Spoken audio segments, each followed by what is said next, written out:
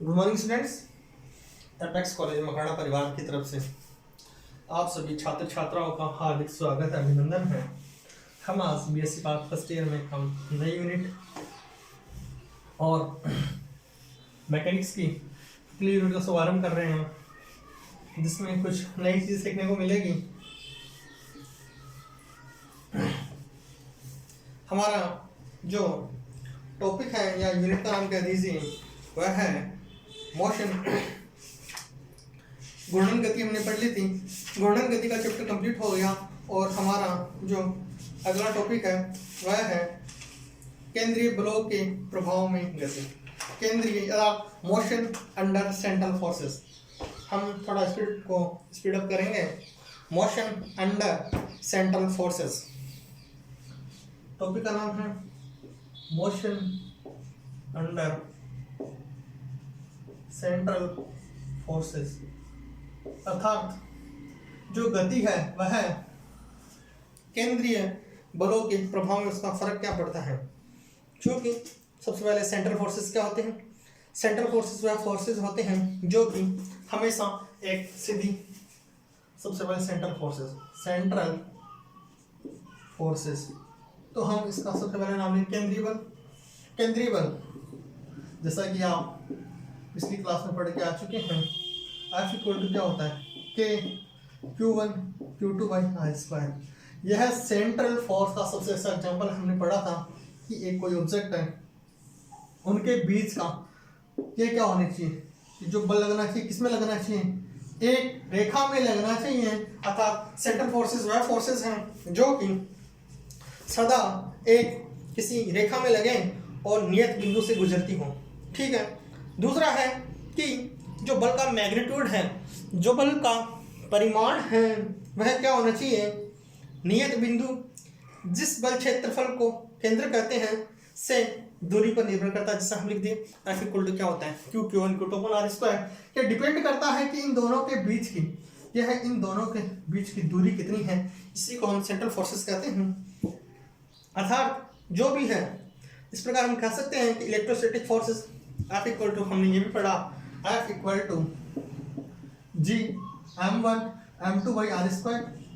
अर्थात ये ग्रेविटेशनल के लिए, इलेक्ट्रोस्टैटिक के लिए दोनों फोर्सेस कैसे हैं, सेंट्रल फोर्सेस। हम मान लेते हैं कि इसको यदि हम गणित रूप में लिखना चाहें तो F is a function of जो सेंट्रल फोर्स है, R का फंक्शन है, वह किस पे डिपेंड करता है, R पे प्लस माइनस आर वेक्टर। किस पे डिपेंड करता है, R पे डिपेंड करता है।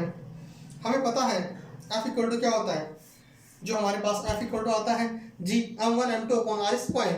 जो इसमें F इक्वल टू हम लिखते हैं, जो F इक्वल टू लिखेंगे F equal to G M1 M2 by R square into R vector. ठीक है। अर्थात यह दूरी पर डिपेंड करता है, उन दोनों के बीच के केंद्र की दूरी पर भी डिपेंड करता है। यदि जो दूसरा है केंद्रीय बल के अंतर्गत प्रत्येक कण की गति सदैव एक ही तल में होती है। अर्थात जो R है उसको हम सदिश, यदि हम इसको R से मल्टीप्लाई करना चाहें, इस इक्वेशन को R से मल्टीप्लाई करना चाहें तो किस प्रकार आएगी।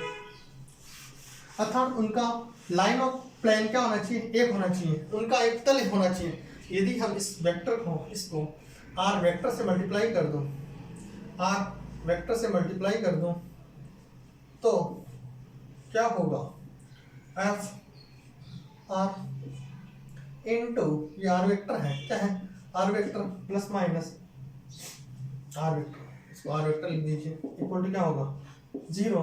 क्यों कि हम जानते हैं कि जो एफ आर है उस फंक्शन को हमने किससे मल्टीप्लाई किया, R वेक्टर से, और ये क्या है R दोनों तरफ R से मल्टीप्लाई किया, इसकी वैल्यू क्या आएगी 0। क्योंकि हमें पता है एफ आर जो क्या होता है M D square R by D T square. ये क्या होता है, ये क्या है, F बराबर क्या होता है M ए इक्वल टू क्या होता है D X square by D T square, D square X upon D T square. तो हमने M की जगह M लिखा, R की जगह R लिखा। ठीक है। यदि हमें पता हो कि यदि इसको भी हमने क्या किया, R से मल्टीप्लाई किया, इसको भी आर से मल्टीप्लाई करेंगे तो क्या आएगा, 0 आएगा। क्या आएगा, 0।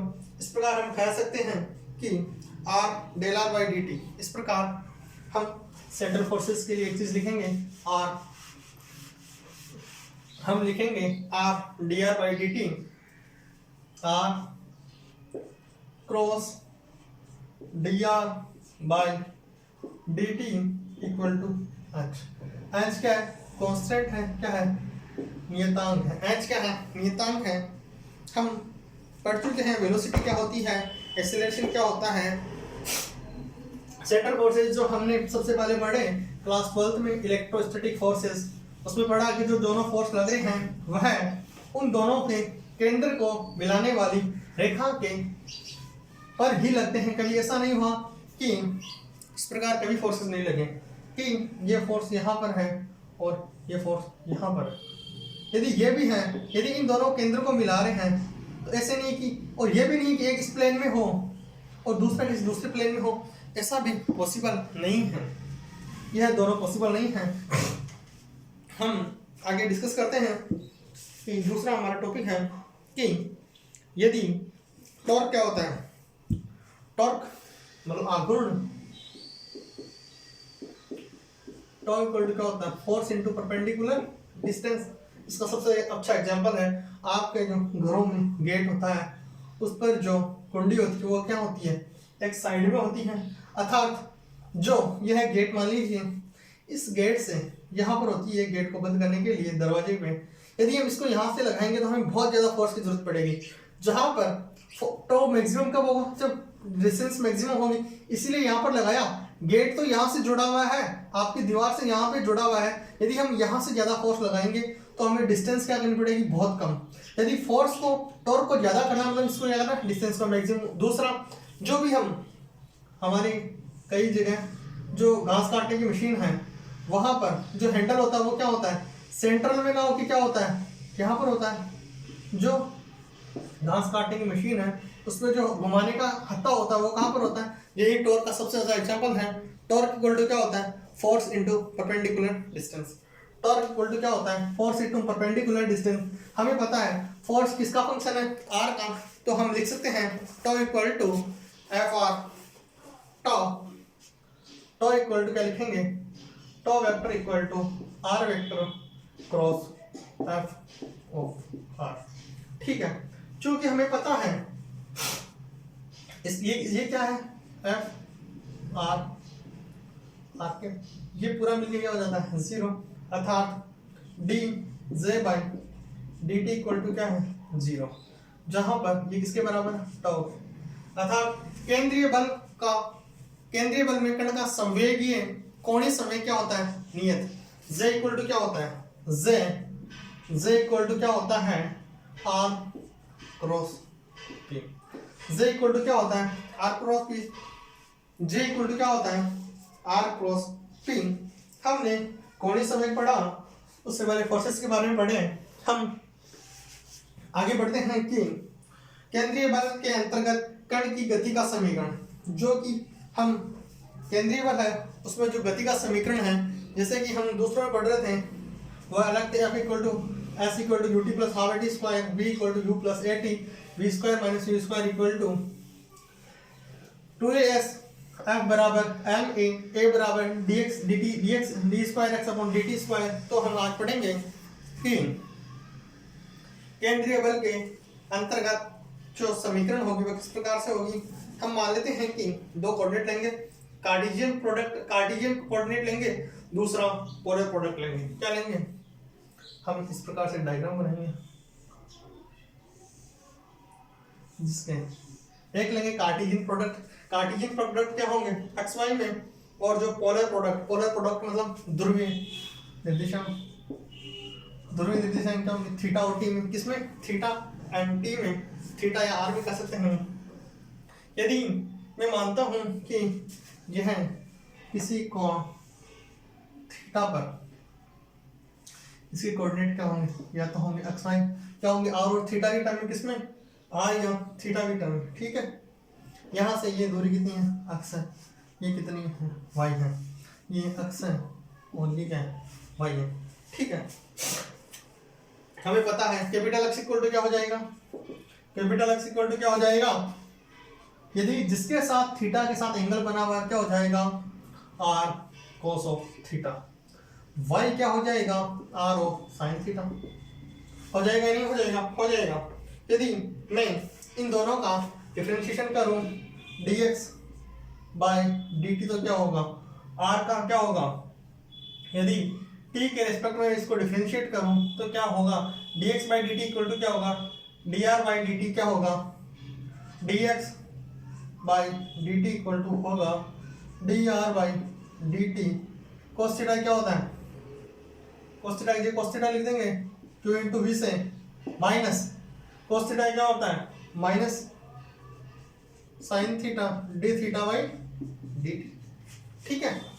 सिमिलर यदि हम dy बाई dt करें, क्या करें, dy बाई dt तो क्या होगा, d r by dt into sine theta क्या होता है, साइन थीटा का हम साइन थीटा लिख देंगे, r का किया dr by dt into sine theta, जो साइन थीटा क्या होता है, cos theta plus cos theta into r into D theta by D T.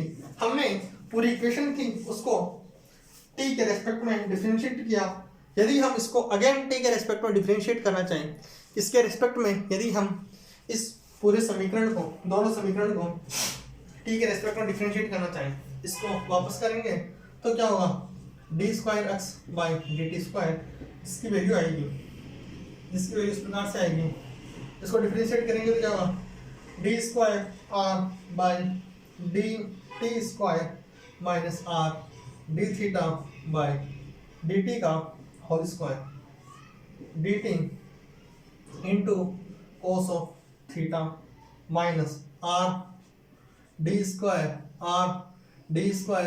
Theta by D T plus, ठीक है, टू वाला टर्म कहाँ चले जाएंगे, क्या हो जाएगा, टू डी स्क्वायर वाला क्या हो जाएगा, two D R by D T, two D R by D T into D theta by D T into D theta by D T, तो साइन थीटा उसको साइन थीटा, ये कितना आएगा sine theta.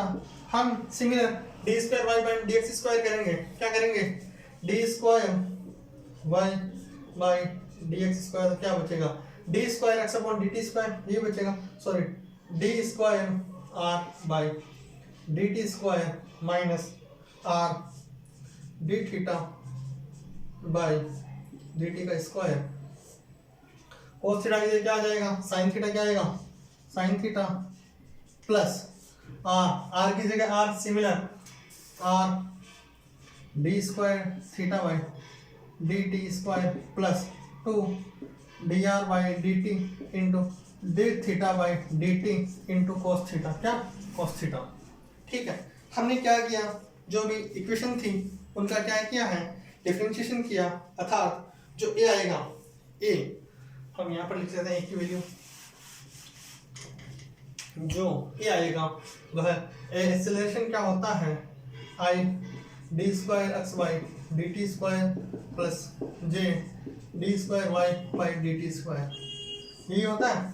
ठीक है, यदि हम इन दोनों को कॉमन लें, यदि हम इन दोनों में क्या कॉमन आएगा, D square Y by D T square minus R D theta by D T, यदि ये कॉमन लें, यदि हम इन दोनों इक्वेशंस में ये कॉमन लें तो क्या बचेगा, इधर देखिए कॉमन क्या आएगा, D square R by D T minus R D theta by D T का होल स्क्वायर, क्या लिखेंगे, D square R by D T square minus R D theta by D T का होल स्क्वायर, इधर क्या बचेगा, इधर बचेगा आई cos theta, इधर क्या बचेगा आई कोस थीटा, इधर क्या बचेगा जे साइन थीटा, आई कोस थीटा प्लस जे साइन थीटा। अब और क्या बचेगा, ये टर्म आ गई, अब ये टर्म बचेगी, इस टर्म के लिए क्या क्या बचेगा, कॉमन क्या आएगा, इन दोनों में ये टर्म आएगी, हमने के लिए दो टर्म बचेगी, क्या क्या बचेगी, are D square theta by D T square plus are D square theta by D T square plus to are D R by D T into D theta by D T, ये common बचेगा तो हम इधर क्या बचेगा cos theta और उधर क्या बचेगा साइन थीटा, इधर क्या बचेगा माइनस आई साइन थीटा प्लस जे कोस थीटा, ये बचेगा। हमारे पास जो एक्सप्रेशन की वैल्यू आई वह इस प्रकार से आई। ठीक है, हम आर को लिख सकते हैं आई कोस थीटा प्लस जे साइन थीटा, जो कि हम नेक्स्ट क्लास में करेंगे। मैं आप सभी छात्र छात्राओं का अगेन एपेक्स कॉलेज मकराना परिवार की तरफ से बहुत बहुत आभार ज्ञापित करता हूँ। Again thank you so much.